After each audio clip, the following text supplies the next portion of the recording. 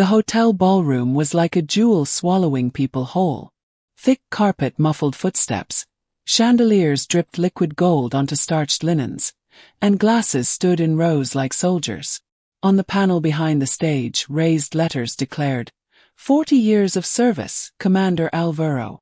My father, in a navy blue suit, a perfect tie, a smile trained for interviews. I walked between chairs with printed names, feeling the fabric of my dress brush against my legs. Black, simple, my natural hair worn loose.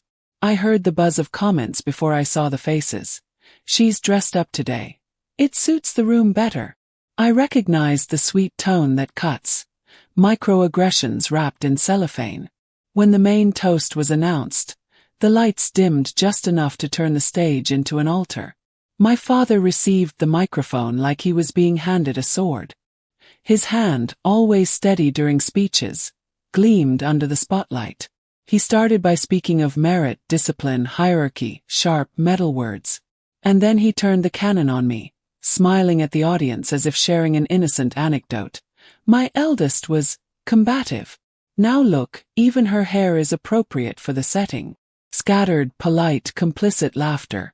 I felt the back of my neck grow hot. He continued, his tone light, almost affectionate. In college, her thesis was a struggle. If it weren't for all the handouts they give these days, she might not have finished. The word he didn't say hung between us, heavy and visible. My mother, at the head table, clutched her napkin as if trying to stanch a wound. Enrique's fingers touched the base of my neck. A minimal gesture, an anchor. I breathed, counting my own heartbeats. The waiter placed a glass of water in front of me. The surface vibrated with the sound of the microphone as my father resumed. Leadership, folks, is about knowing when to speak and, more importantly, when to stay silent so you don't embarrass the family. A lukewarm laugh rippled through the tables. The kind that belongs to no one and yet hurts someone. I looked at the program card on my plate. At the bottom, a black and white QR code. Legacy and integrity. The irony bounced off the crystal glass and came back to me as an echo. The band started a well-behaved jazz number, and my father shifted his tone to heroic narrative. He spoke of late nights on duty, of tough decisions, of the times he welcomed delicate cases of internal conduct. Every time he said welcome, I heard tame. A former subordinate clapped me on the shoulder as he passed. You got his backbone. I smiled without teeth. At the next table, someone commented that the light made me look fairer. I logged the exact place on my body where the sentence landed and burned. The master of ceremonies called for applause for the man who made integrity his signature. The word integrity lit up the stage. I felt my anger do a U-turn and become clarity. It wasn't the first time he'd used me to polish his own image. I remembered being 12, the hot comb grazing my ear to look presentable. The church presentation where he corrected my too strong voice with a glance. The family photos where my curls were tucked out of the frame. Memories like pins stuck in my skin.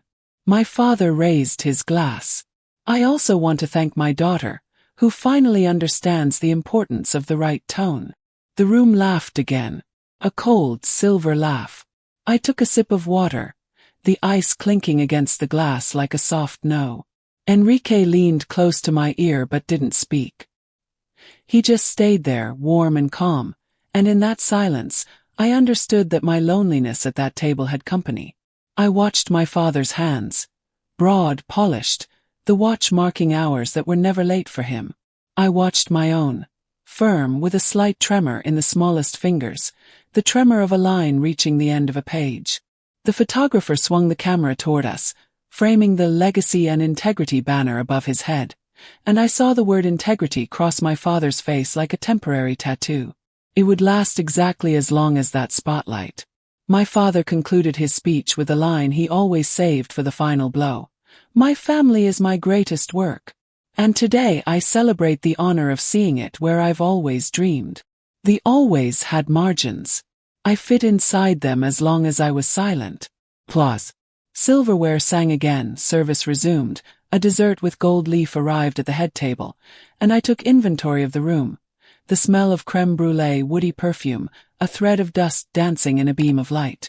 That's when Enrique looked away from the stage and met my eyes.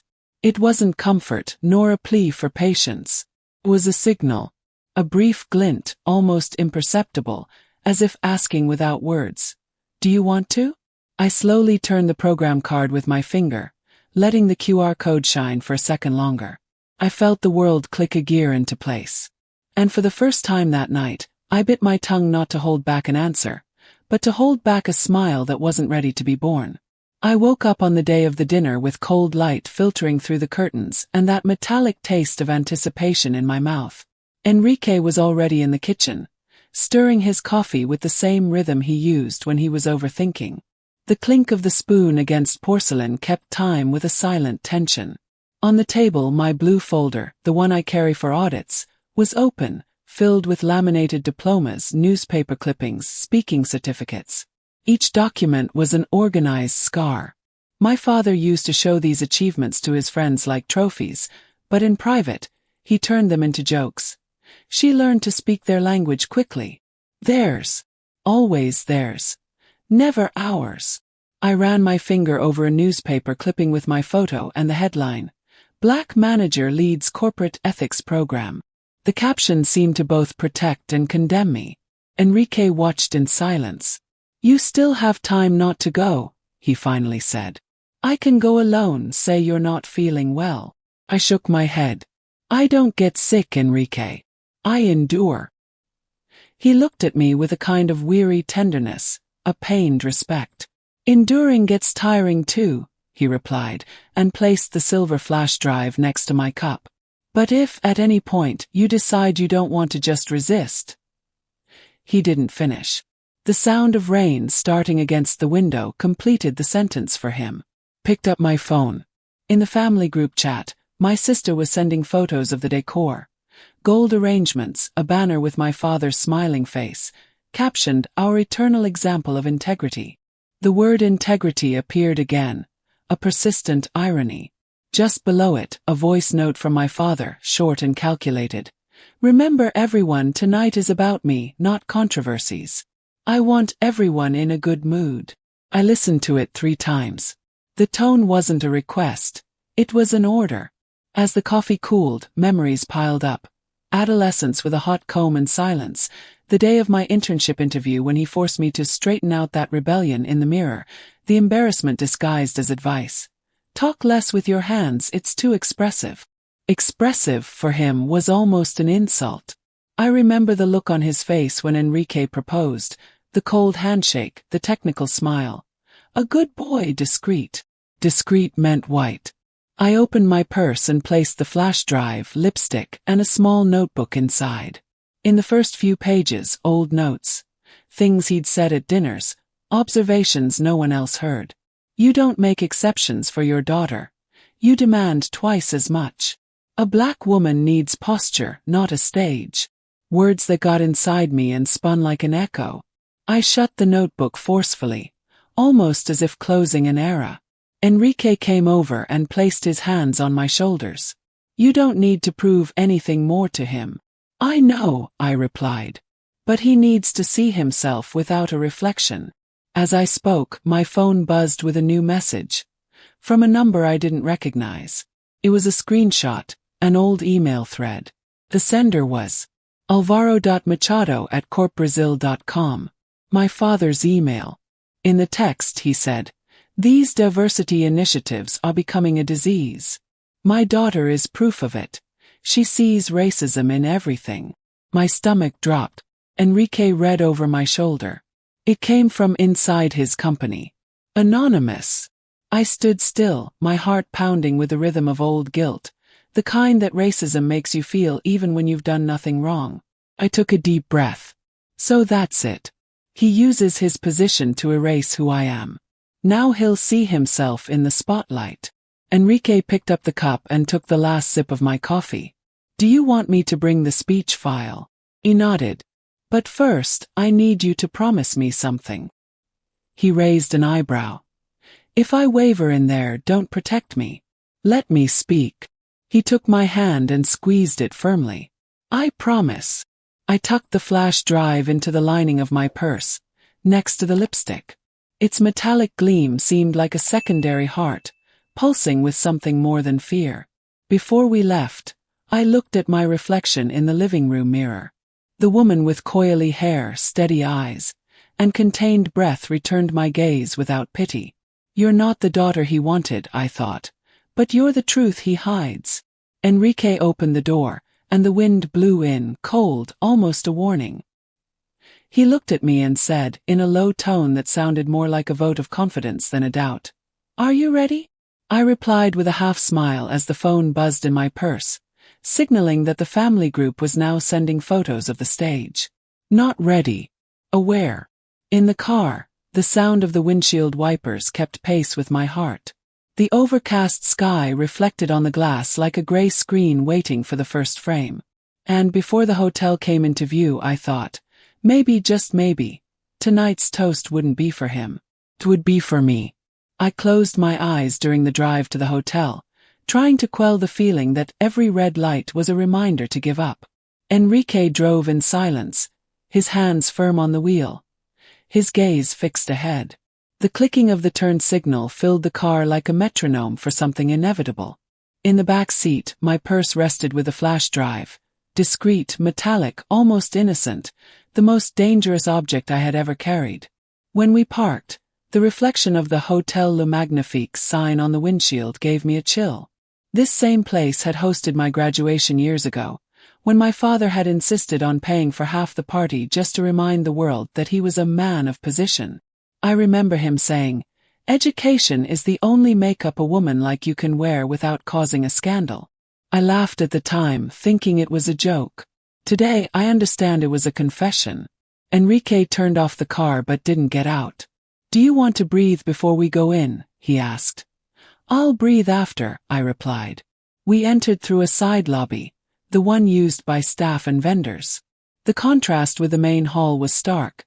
The smell of disinfectant, the echo of rushed footsteps, walls without luster. It was almost symbolic. My whole life I had entered through the back. The difference was that, this time I chose the door.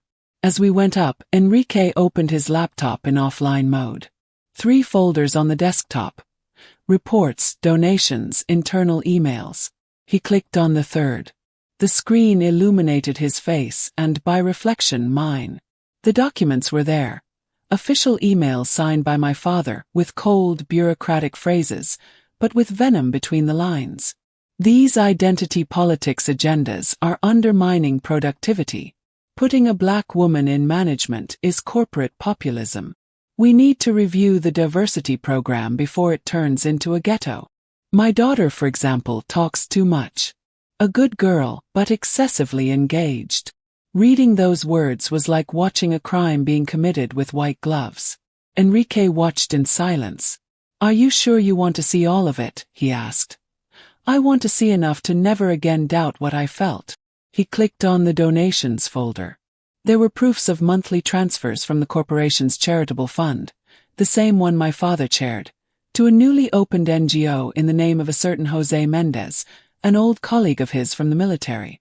The business registration number, when searched, pointed to a strategic consulting company that existed only on paper. Public money converted into private favors. Integrity, the name of the event. Enrique turned the laptop toward me. "It's all documented.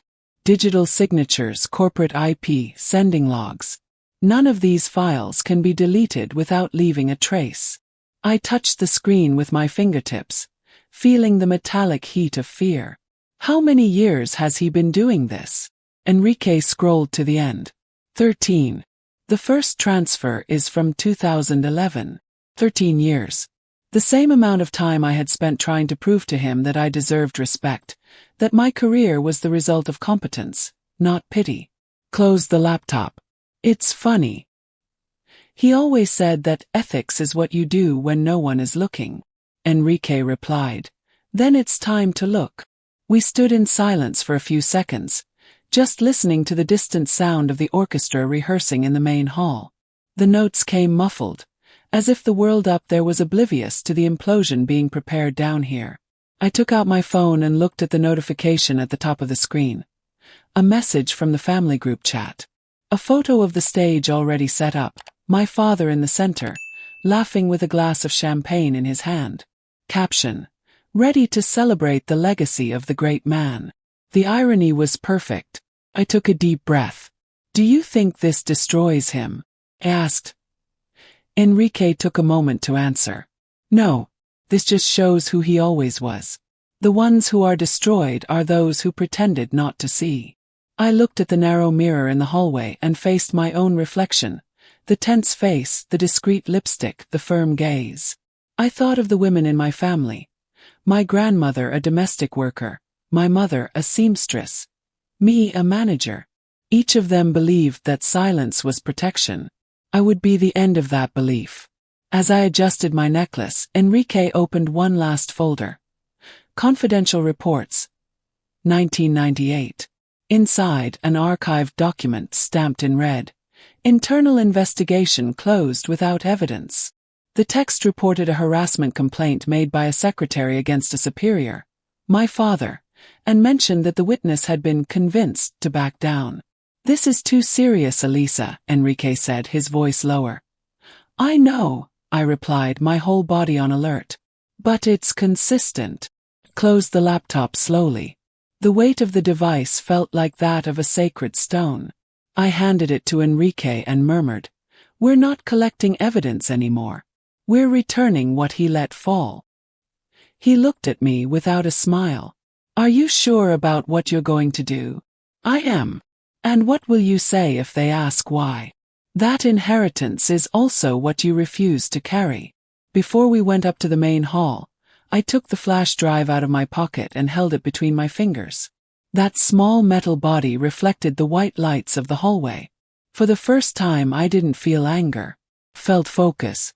When the elevator doors opened, I heard the orchestra tuning their instruments and the muffled sound of laughter coming from the stage. The night was about to begin. And with it, the truth. The elevator doors opened with that well-oiled high-pitched sound, and the air of the main hall hit me with the scent of expensive flowers and imported perfume. The sound of overlapping conversations, well-trained laughter, and the clinking of crystal glasses created a kind of false harmony, the sound of a world that has learned to disguise everything, even shame. The velvety brown carpet sank under my shoes, and each step felt like a memory. The tables were arranged in perfect circles, each named after an institution, a politician, a former military colleague of my father's. In the center, the stage with the banner displaying his enlarged face, smiling like a just man, the living example of the word honor. Just below, in golden letters, the phrase that made me stop for a second. Integrity is the legacy we leave behind. The same word that had been haunting me since breakfast. My mother saw me first. Her face froze in a rehearsed smile, a disguise I knew well. She waved her hand without enthusiasm, the kind of gesture that says, sit down but not too close. At the head table, my father was talking to a congressman and a bank director. His laughter cut through the hall, expansive, as comfortable as it was dangerous. Beside him, my sister Mariana, the favorite.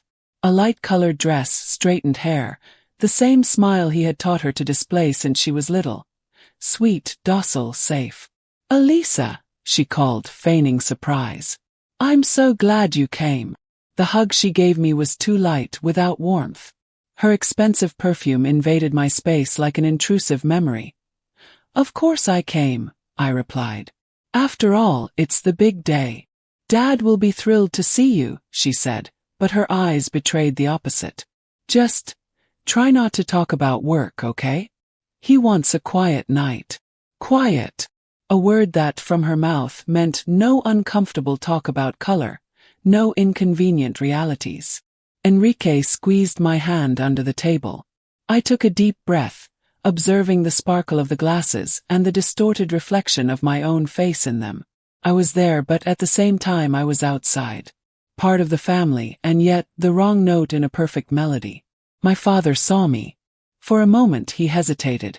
A shadow crossed his gaze before the automatic smile appeared. Daughter, he said, loud enough for the hall to hear. I'm so glad you could make it.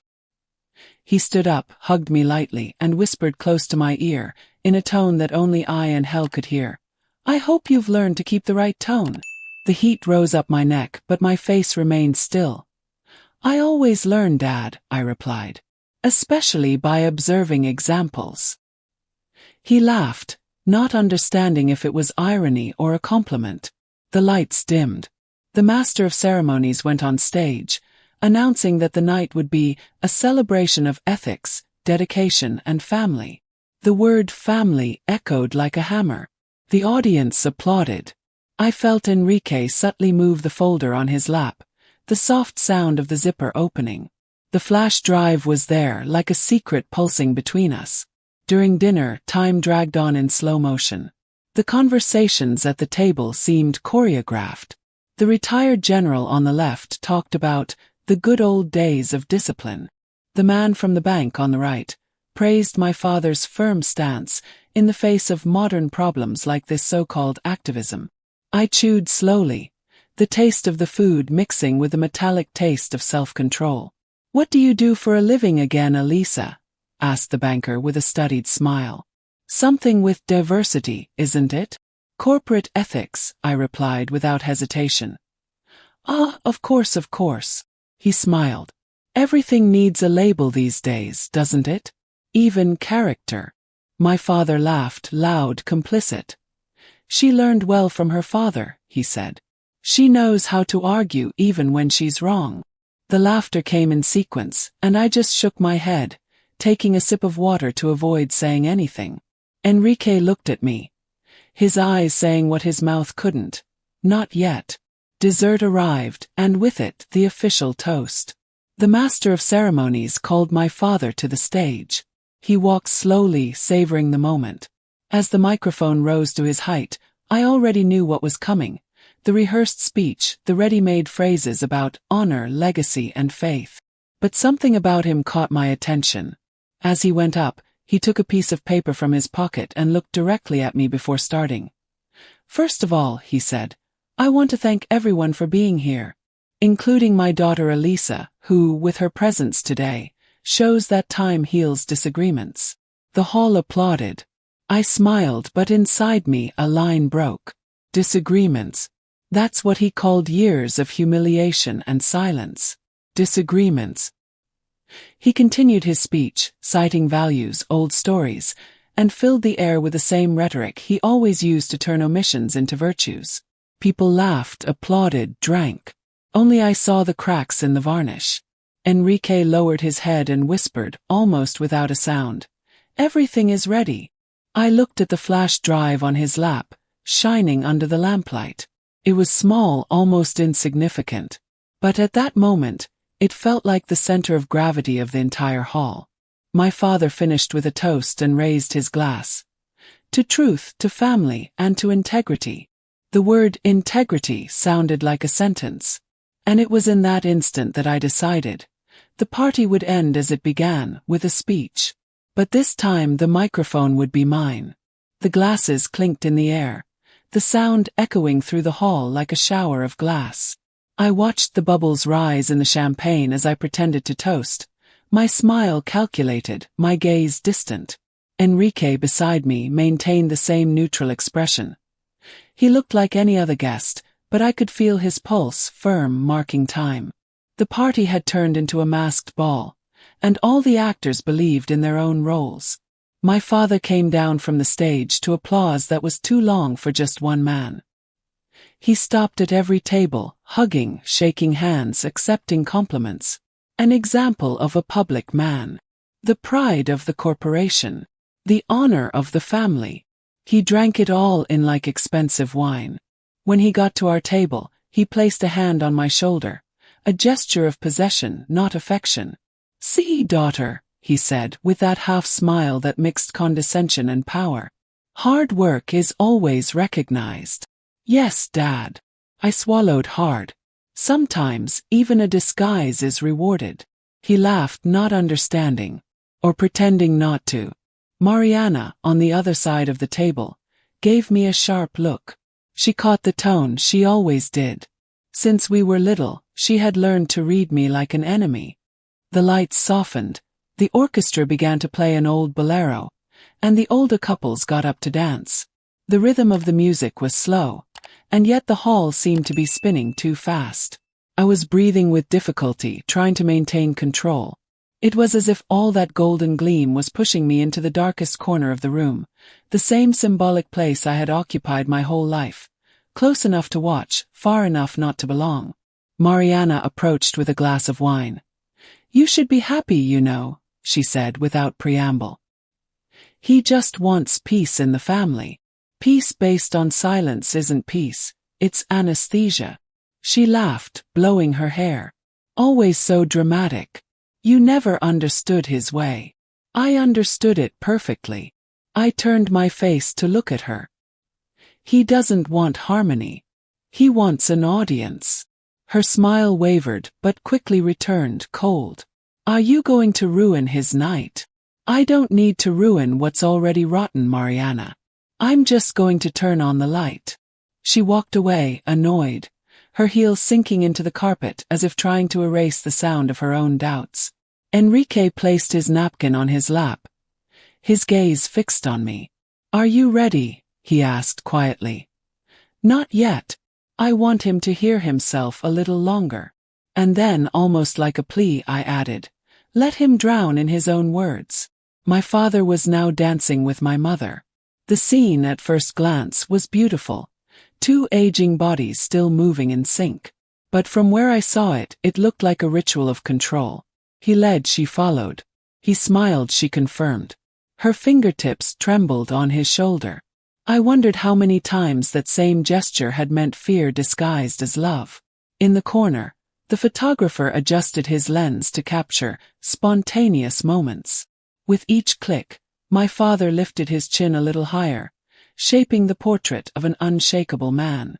"Legacy and integrity," said the banner above. I wanted to laugh at the irony, but I couldn't. The lump in my throat was an old thorn, pushed up by everything I had swallowed for years. It was in that instant that Enrique touched my arm and murmured, "Elisa." He sent the campaign video to be played now. The final tribute. My stomach churned. The video. I knew which one it was. A compilation of images from his career, testimonials from colleagues, newspaper headlines, and, of course, a clip of me recorded years ago where I said, "My father is my example of ethics and discipline." He never asked for my permission to use it. He just attached my image to his resume. "I want to see it," I said. Enrique hesitated. "Are you sure? I need to see the myth die before I kill the silence." The lights dimmed and the big screen came to life. There he was, young, in uniform, saving lives, giving speeches, smiling. Then a succession of awards, commissions, medals. The audience applauded between scenes. Then the frame that chilled me.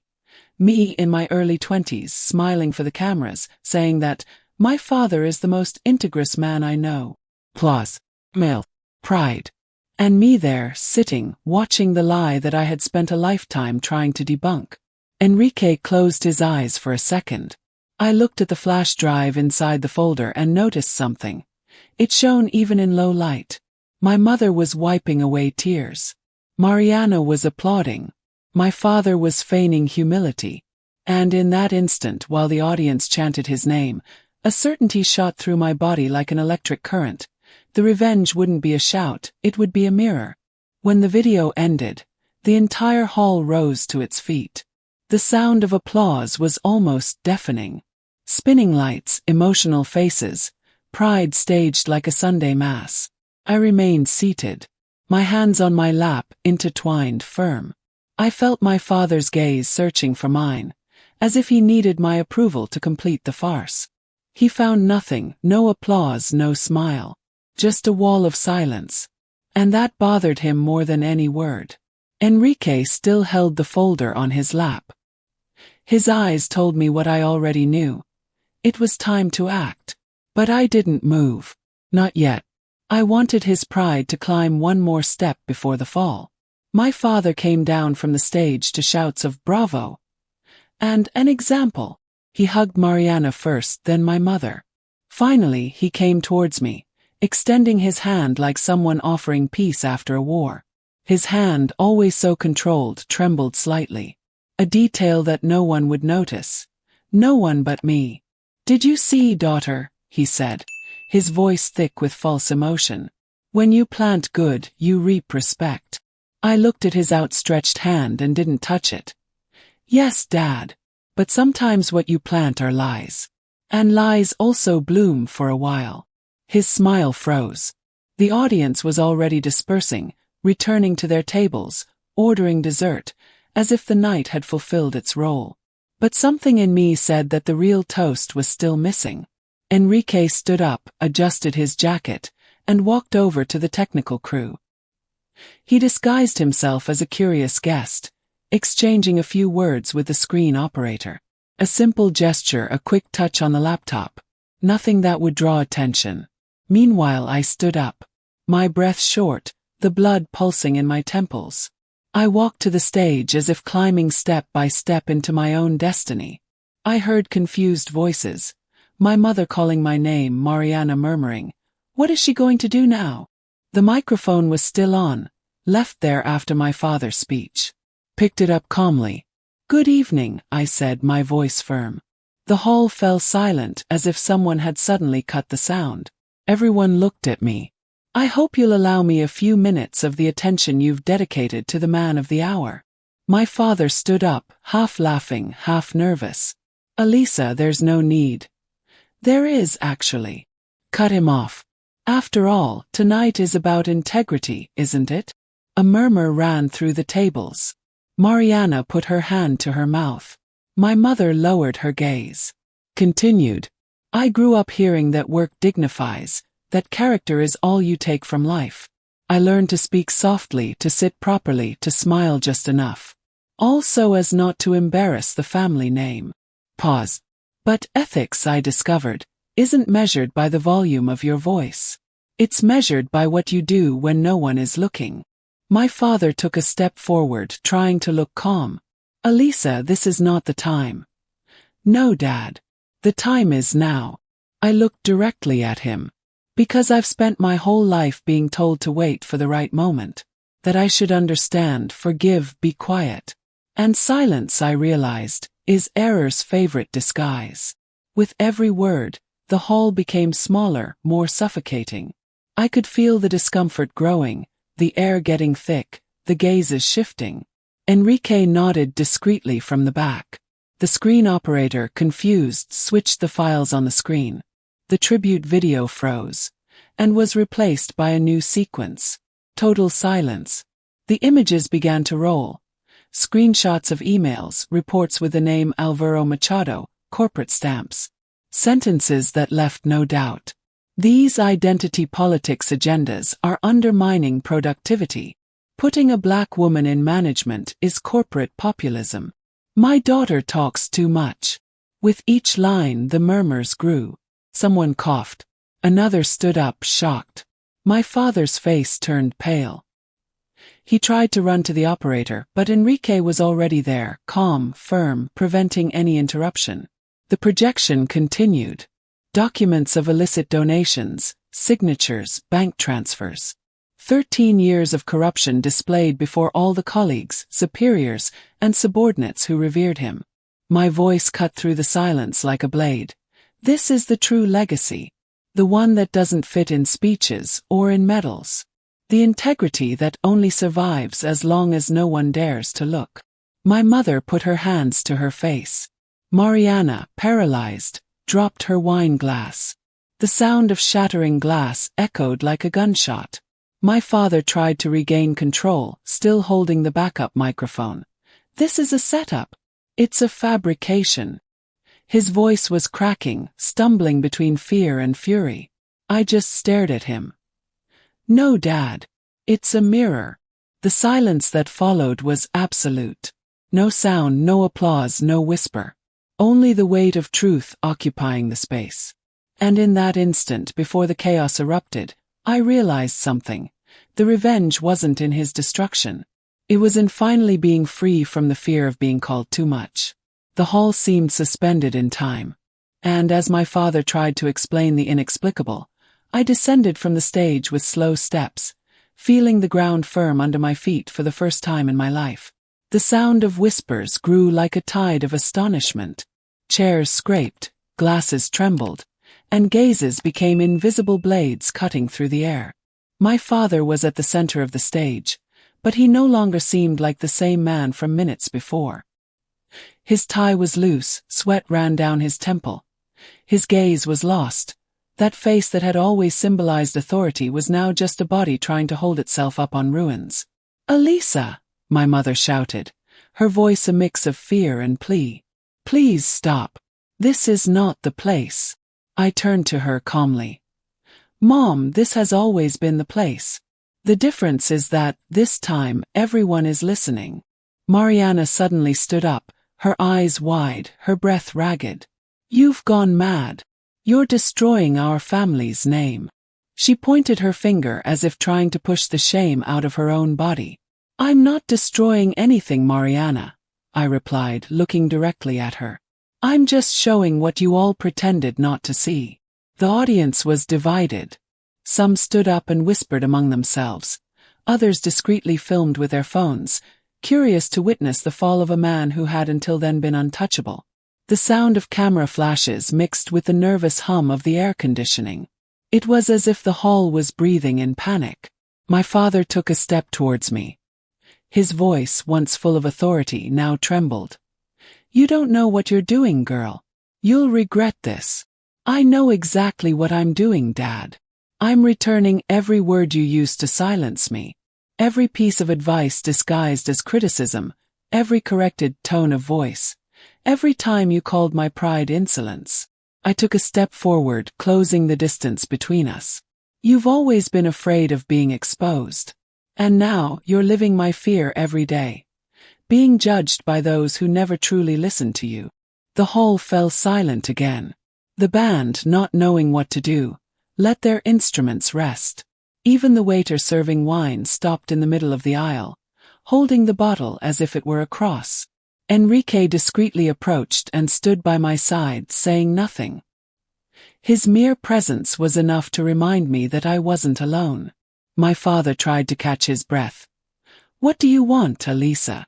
Do you want to humiliate me? Is that what gives you pleasure?" "No, Dad." My voice came out low, but each syllable sounded like metal hitting stone. "What gives me pleasure is seeing the truth breathe." He looked around, seeking complicity. He looked for allies among the familiar faces, but found only embarrassment. The man from the bank averted his gaze. The retired general pretended to take a call. Even Mariana, once so fierce, now seemed shrunken. It was then that a woman stood up at the back of the hall. She was about 50, her hair in a bun, her face tense. "I remember that email," she said, her voice firm. "I worked in the ethics team. It was archived without justification." A murmur ran through the room. My father turned even paler. "That's a lie," he shouted, but his tone was one of desperation, not authority. The woman continued. "He asked me to delete the original file. I refused. I was transferred 3 weeks later." The gazes turned back to me.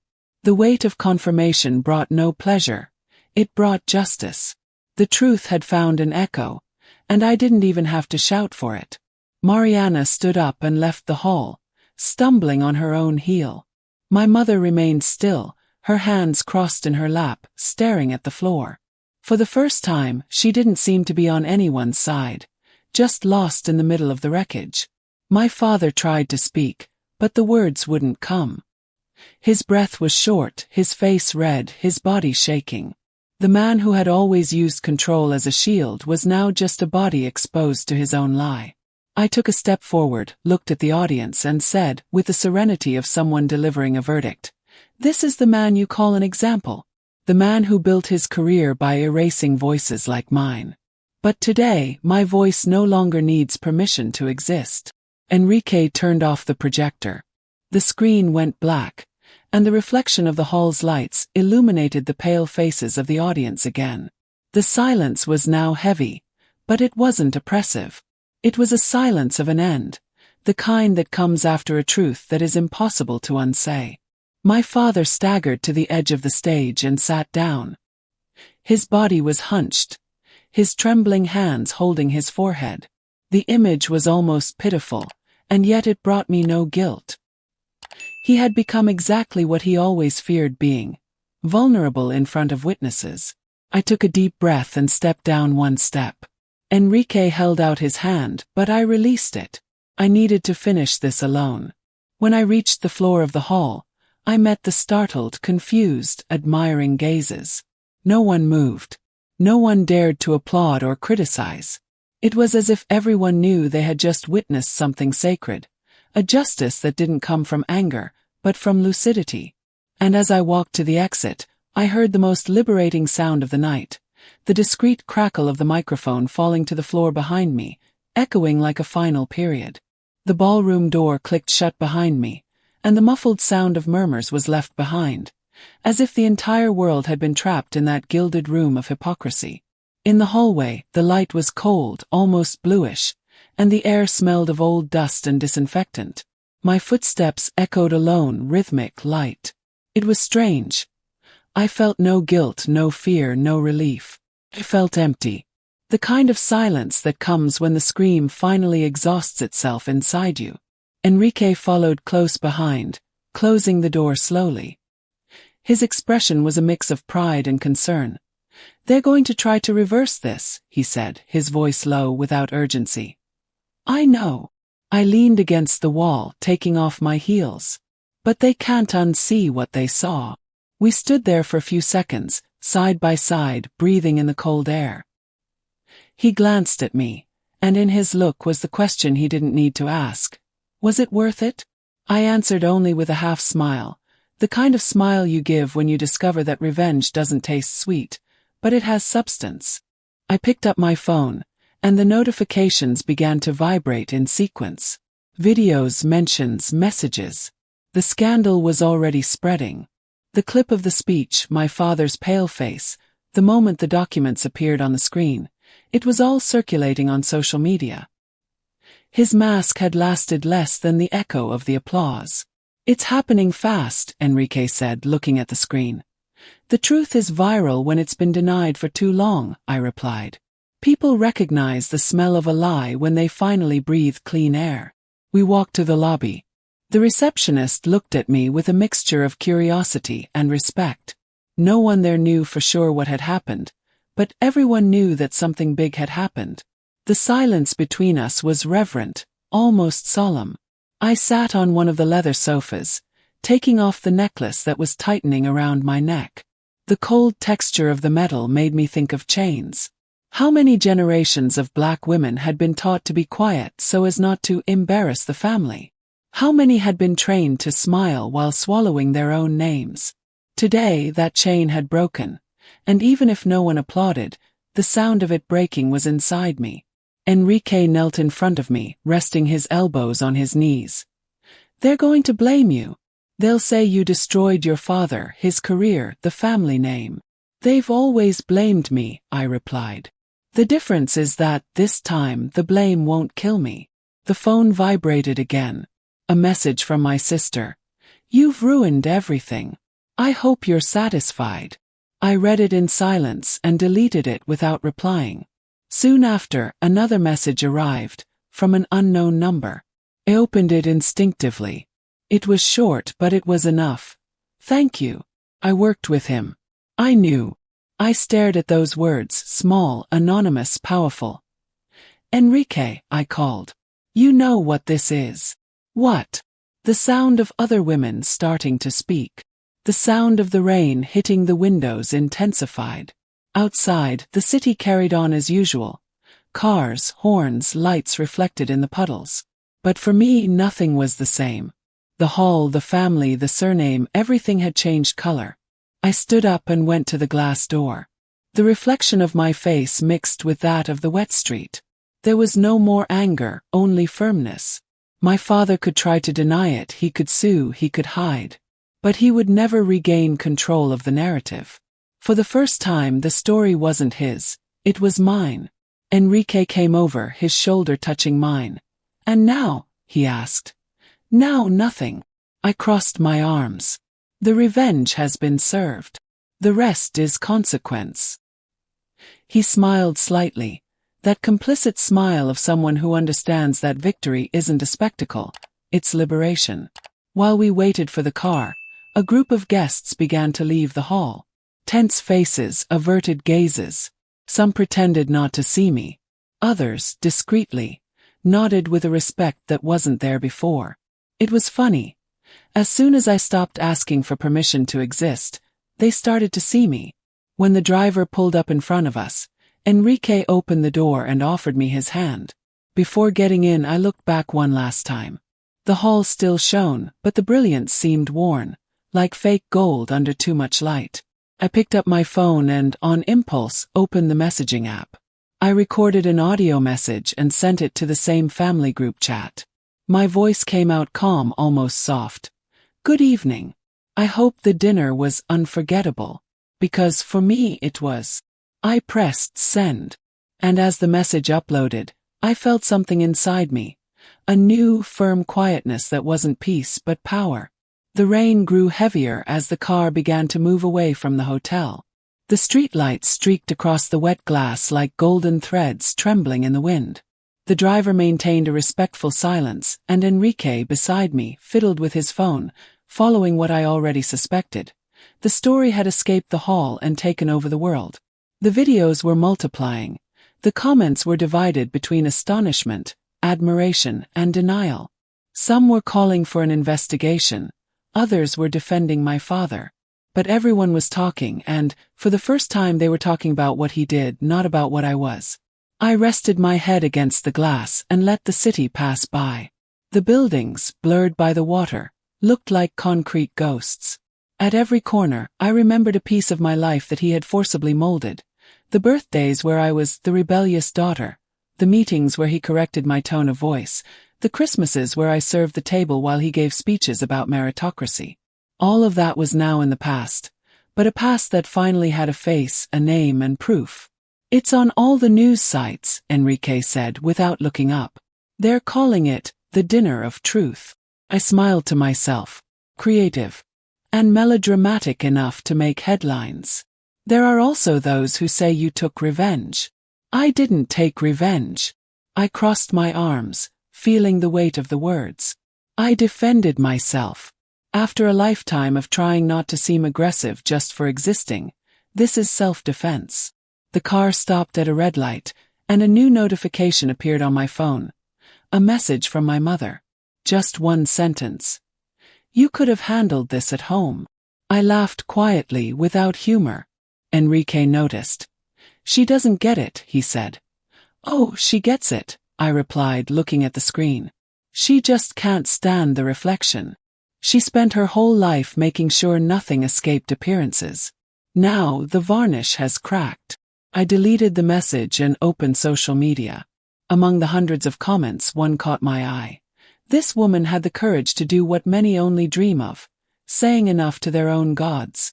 I read it in silence, feeling a lump tighten in my throat. I wasn't a hero. I had just decided to stop being afraid.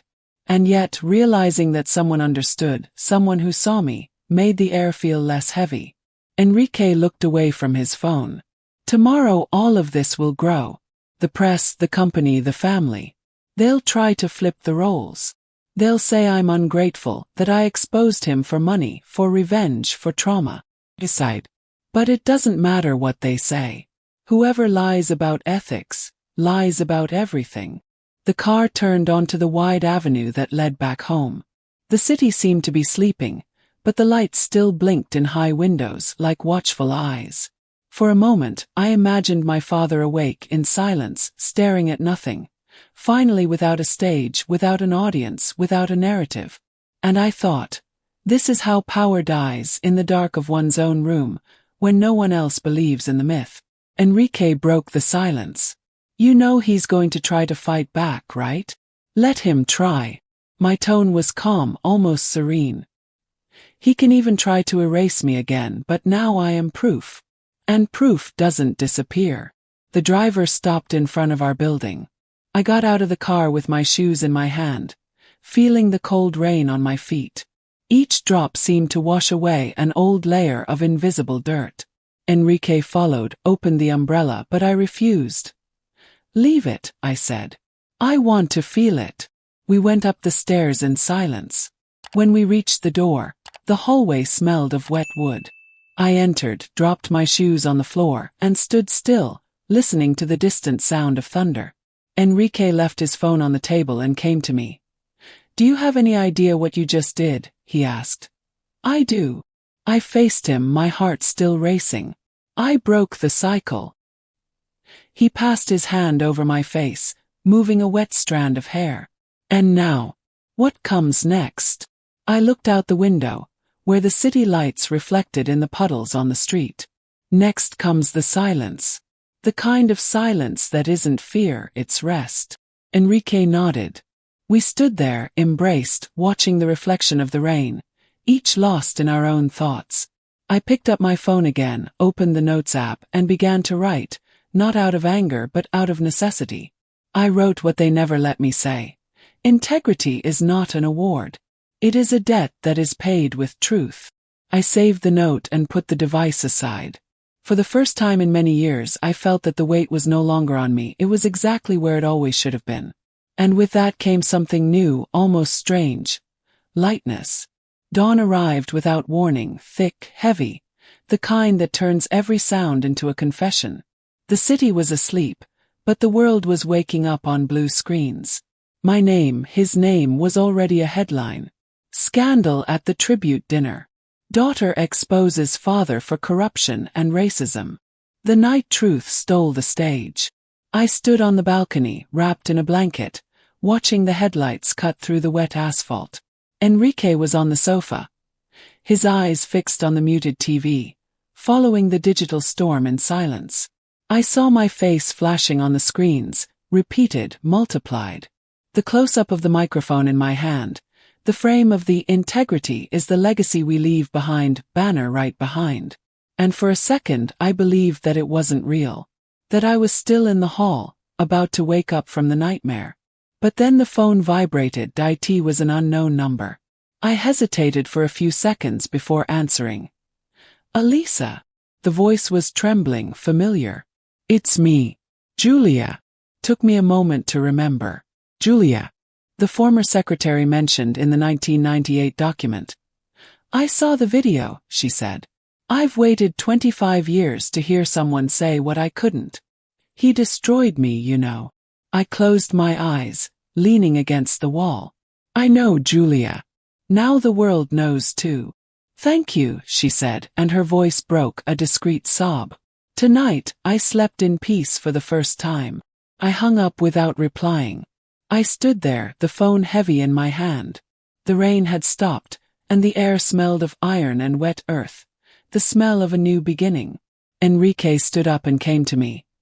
They're asking for a press conference, he said calmly.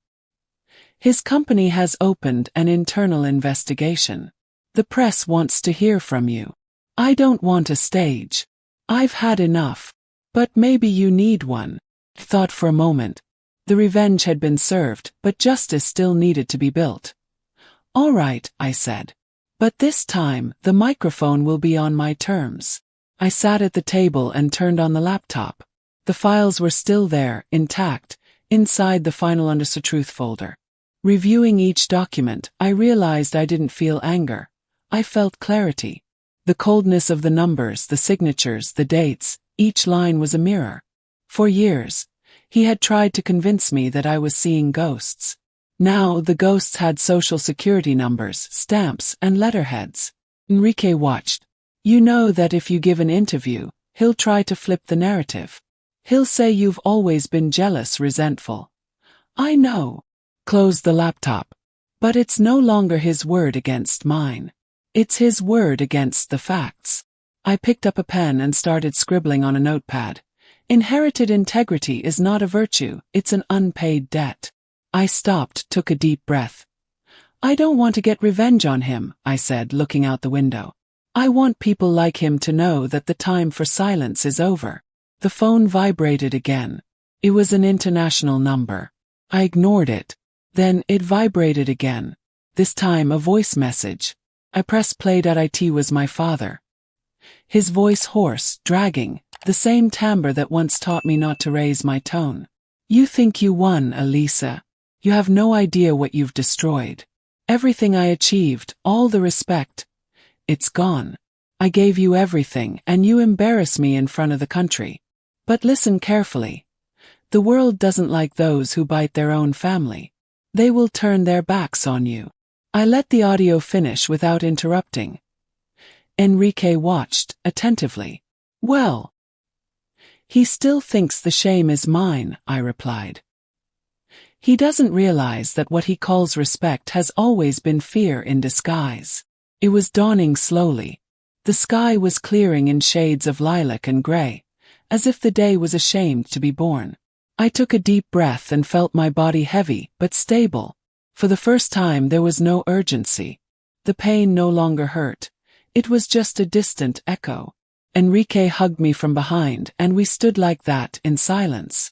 The sound of cars starting to circulate below seemed like life resuming. You know what I admire most about you, he murmured. What? You don't take revenge by shouting. You take revenge by showing. I smiled, tired. Shouting is easy. Showing takes courage.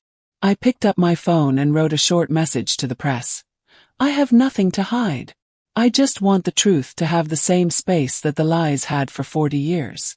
I sent it. I watched the screen go dark. And in that instant, I understood something simple and profound.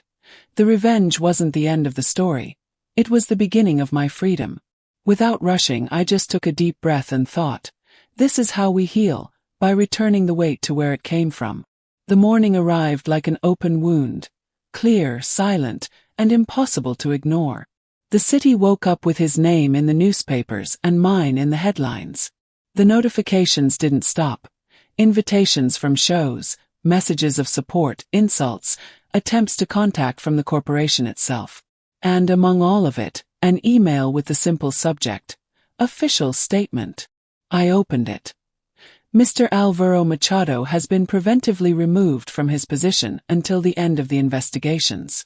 The institution reinforces its commitment to transparency and ethics. Transparency and ethics.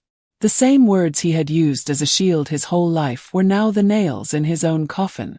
I laughed without humor, that tired laugh of someone who has seen too much irony in the world. Enrique was making coffee. The smell of the filter filled the apartment and for the first time it smelled like home, not routine. It's on all the channels, he said, pouring the cups. Some portray you as a hero. Others say it was cruelty. Let them choose, I replied. Everyone sees what they're ready to see. I sat at the table, the steam from the coffee rising between us. My reflection in the window seemed different. Same skin, same eyes, but without the weight of carrying a borrowed name. The woman I saw now owed nothing to anyone. I picked up my phone and opened the family group chat. The silence there was almost palpable. The last message was still mine. Good evening. I hope the dinner was unforgettable. No reply. No emoji. Nothing. But absence also speaks. And in that silence, I heard centuries of hierarchy crumbling. Mariana finally broke the mutism. He hasn't left his room. Mom is devastated. Did you get what you wanted? I took a deep breath. I typed slowly. No, Mariana. I got what I needed. And I put the phone aside. Enrique watched me. You're calm. Because it's over. I gave a half smile. I thought revenge was a shout, but I discovered it's just the silence after the truth has been spoken. He nodded, and for a moment we just listened to the sound of the light rain against the glass. In the middle of the morning, an unexpected message arrived. It was from my mother. He wants to see you. My heart raced, but not with fear, with curiosity. He's going to try to reverse it, Enrique said. I know. I grabbed my coat. But there are conversations you need to end face to face. The drive to the house where I grew up seemed shorter than ever. The same trees, the same cracked sidewalk, the same green gate. But nothing there recognized me anymore. He entered slowly. The silence was heavy, dense, almost religious. My father was in the living room, sitting in the armchair where he watched football.